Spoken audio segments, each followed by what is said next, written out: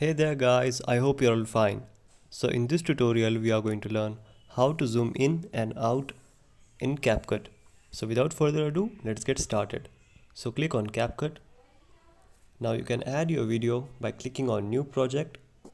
What I will just simply do is I will take the video that I have already added. Now what I want to do is I will just make it a bit longer. Okay, so this is a video of entry scene of Thor in Wakanda. What I want is that I want to zoom in on Thor from here. Okay, so what we will do is we will click on the video and you need to click on this icon here. Okay, I have to put it back. Okay, so what you need to do is click on the keyframe button here, that is right side on the play button. So click on it and you can see a diamond shaped button appeared on your timeline. Now what you need to do is you need to scroll the video on right side, and what I will do is just when the hammer gets into Thor's hand, I will make another keyframe here. Okay, here, and what I will do is I will zoom in by resizing by my fingers. Okay, so I'll make it here. Okay, so now we will check our video. So as you can see, we have zoomed in.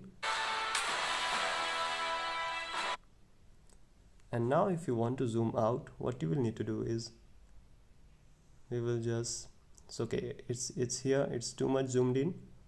We will zoom out from here. So we will go further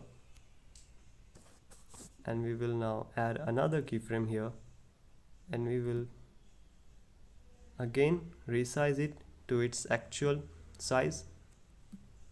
Alright, so it's looking fine now, and now we will see how does it look.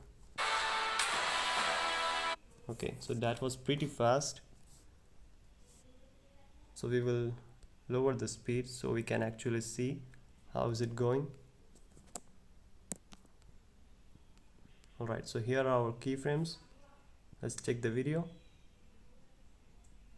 So as you can see, here it is zoomed in and now it will zoom out.